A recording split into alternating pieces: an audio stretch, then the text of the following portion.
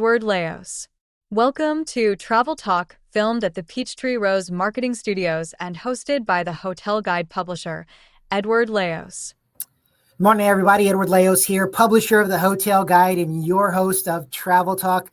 Really excited about today's edition. I have Andrew Ladd, VP of Marketing for Noble House Hotels and Resorts.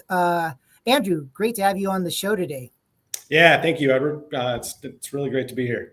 Thank you. Well, yeah, definitely. I'm looking forward to this episode.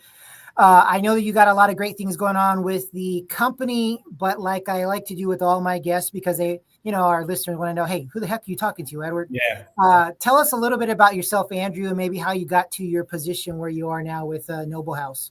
Sure. Yeah. Well, my trajectory to this particular role is one it is found in hospitality a lot, but maybe not the total traditional path. I actually got my start as a graveyard bellman 22 years ago in a hotel casino in Reno, Nevada. I was going to college at the time, really had no plans or aspirations around hospitality or hospitality marketing or sales and marketing at that time in my life. I was actually going to school to be a music educator. I was a percussionist, so much different trajectory at the time. But I eventually fell in love with hotels and hospitality, and about 7 years ago, I really fell in love with hotel marketing. I have been with Noble House Hotels for 7 years. I joined the company as a director of sales and marketing for Kona Kai Resort and Spa in San Diego. And since then, I've grown with the company. I took this corporate role about 3 years ago as corporate director of marketing and e-commerce, and have since evolved into the vice president of marketing over the last year and a half. It has been a very, very fun ride. I love this company. I love what we do. I love what we stand for. I love hospitality. And frankly, my passion now is marketing as a whole, integrated marketing, digital marketing, websites. I love it all. That's awesome. We have a very similar background when it comes to the marketing side of things and hospitality. I actually fell into the hotel guide 32 years ago as my first job out of college. And I just took a chance on a startup tourism magazine, and you get 32 years later, I'm owner and running this thing. So it's funny how the world works, because I never thought of hospitality as a career either. So, but happy I'm doing what I'm doing. So yeah, likewise. Speaking of that, you got a great background, great story leading up to where you are, but there's some amazing things happening at Noble House. Let us know what some of those things are, maybe some of the big things on tap for even 2026. Yeah. Thank you for the question. So recently, Noble House, we just launched a new brand website. I mean, within that, we had a brand evolution. Noble House has been a company for 45 plus years, excuse me. The brand evolution, at its core was not a big departure from what had been built. We wanted to pay homage to this great company and, its founder, Pat Coley. But our evolution is, really derived around the trajectory of the company. We've become a luxury brand over the years, and our trajectory growth wise is leaning into that market more and more as well. On the horizon for us as a company, we've always measured growth and not exponential, explosive growth. Through the pandemic, obviously transactions and hotel acquisitions slowed a bit, but things are certainly starting to pick up pace. And for us as a company, 2026 and particularly 2027, over the next couple of years, we have some exciting developments in the pipeline. So as of today, we are 29 hotels across the U.S. and one in Mexico, Cabo. And we are looking forward to some really great growth on the horizon here. Now, it's exciting times. And like I said, I've seen obviously familiar with the portfolio and what you're doing. Tell me a little bit about, I know we talked about luxury, and luxury means so much to so many different people. But when you're talking about being part of the luxury travel side of things, what does that mean for Noble House, and how does that align with, the traveler and how they're changing now going into next year as well? Yeah, that's a great question.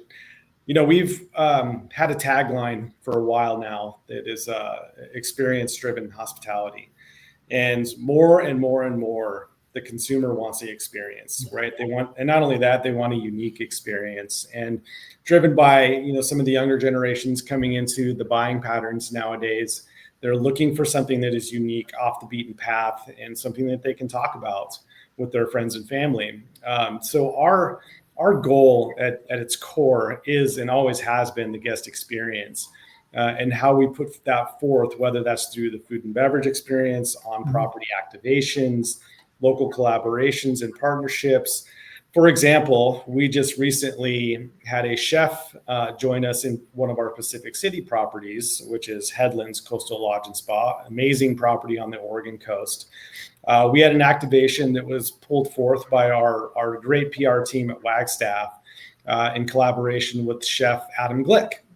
So Adam came out to Headlands and did a really, really cool immersive dinner and excursion with guests. So there's a unique aspect of Headlands that they have something called dory boat fishing, which is direct on and off the shore on the Oregon coast. So extremely unique, what we're talking about in terms of experiences. Yeah.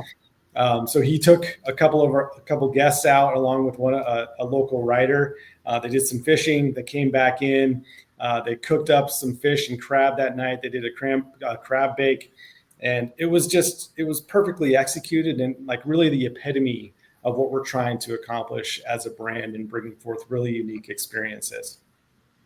Wow, that sounds amazing. It makes me hungry. It makes me it makes me want to be a part of that experience too. And I think that's the premise. When you're great at marketing, and in that having a great product's one thing, but there's a lot of people that don't know how to market even great products.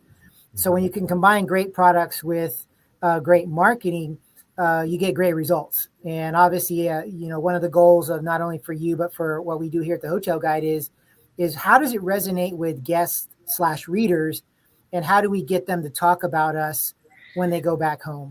And it seems that's one of the big things that you guys are trying to do on your end, correct? Yeah, absolutely. Absolutely. Because, there is nothing better than word of mouth business, right? And I mean, it's that first party connection that every guest has, and their own individual network, and being able to spread the word about a great experience. And now with digital reviews and Google and TripAdvisor, and they can spread that word even farther. So it is at the core of what we do in hospitality, to be able to get someone talking about their experience. And as we have a food and beverage leader who will always talk about grassroots marketing, and that is the core of grassroots marketing, is getting people to just talk about their great experiences. No, definitely. I'm going to ask you a question wasn't on our list of stuff that we were going to talk about, but it's hospitality related. But what makes what makes it so unique? Your job. What makes your job so unique with the brands that you're representing? It's the positioning of each property and how diverse they can be. If you look at, I had mentioned we have 29 hotels across the collection, and, one being in Cabo San Lucas, right? Yeah. So you have a resort-centric beachfront property, 300 rooms, meeting space. It's the Cabo vibe. It's very much, kind of a party vibe. And then on the East Coast, we have Chatham Inn, which is an 18-room, high-end luxury Relais and Chateau property with a fantastic fine dining restaurant. I mean, those span the pretty diverse range of hotels in the business that we have, right? So I have the pleasure and honor of interacting with those teams and helping them market these hotels. And it's an adventure every day. You don't know what you're getting into every day you come into the office, but I couldn't be happier about it.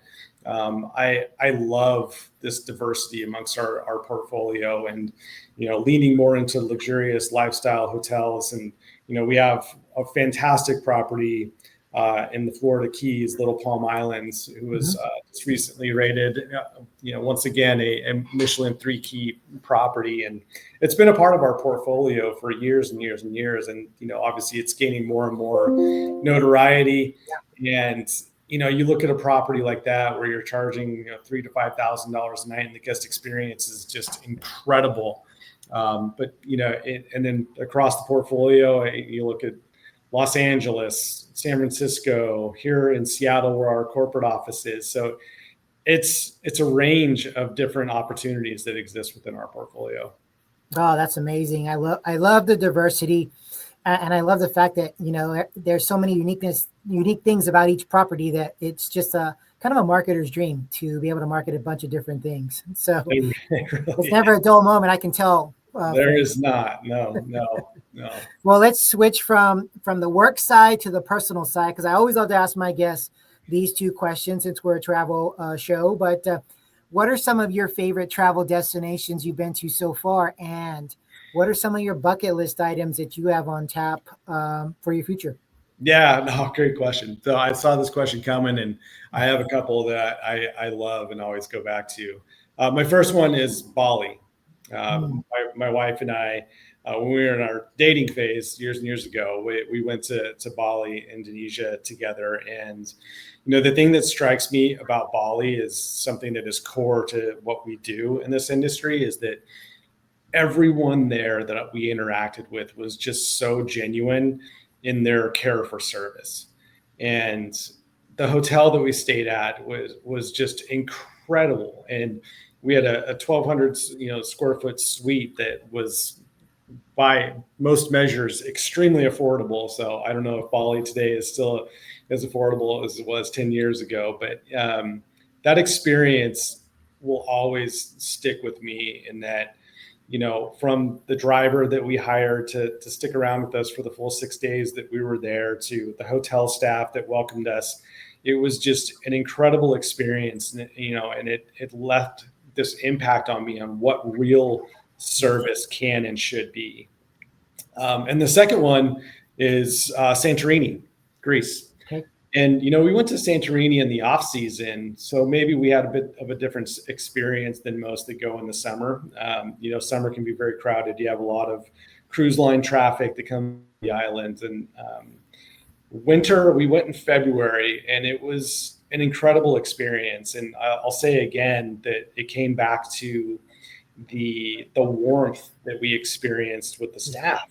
They were so helpful and welcoming. And I remember this vision in my head of the gentleman that checked us in and out, carrying our really, really heavy suitcases on his shoulders down this really long hill. I'm like, sir, you don't have to carry it. Like, I can help you. He's like, nope, you're not helping me. And, that level of service is very hard to come by these days. Yep. And it's not as common as I think a lot of us would like to see it in the hotel business, particularly here in the US.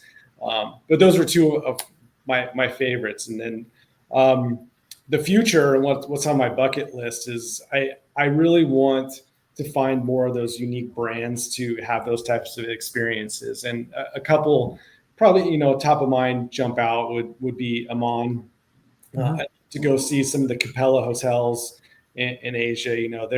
Their brand work, I am extremely enviable of. We follow them for inspiration. I'm sure anybody that's in the marketing world knows both of those brands very well, because they do it very, very well. Any of the hotels that are on those lists. So if anybody from those organizations is listening to this, I'm happy to your hotels. Go check you out.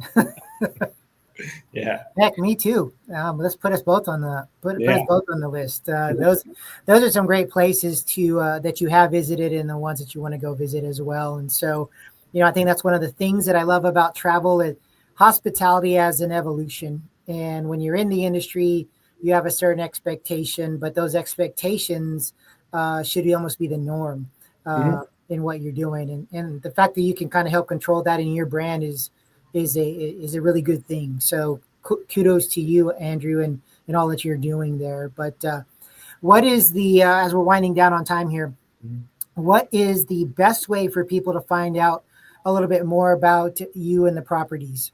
Yeah, so we have a corporate website. It's noblehousehotels.com. You can explore our fantastic collection of hotels via that website. And as mentioned at the beginning of the conversation, this is a brand new experience from top to bottom. We are actually in the process, excuse me, of revamping all of our websites across the portfolio. So in terms of what my day-to-day looks like, it is a massive project to do 29 hotel websites, and it's going to be probably a 2-year overhaul, all said and done. But yeah, noblehousehotels.com, and we'd love to hear your feedback. That's perfect. Well, hey, Andrew, it's been a pleasure having you on Travel Talk and learning a little bit more about not only yourself, but also the brand and some of the great things that are going on. I have a feeling that we could actually do a full marketing podcast alone and break that into some segments. That may be in the pipeline down the road too, because I just think I could talk marketing and hospitality all day long. And it looks like you can do the same thing as well. Yeah, I'd love to get into that. If we could talk digital marketing, e-commerce, all of it, all day long. That's perfect. Well, again, thank you for being on the show today. For all of our listeners, readers out there, you know the drill. Follow us at thehotelguide.com. Like, subscribe, share this content as well. We will have Andrew's the website in our show notes so you can easily find them. But like we always like to say, travel, make memories. And until next time, everybody, take care and we'll talk soon.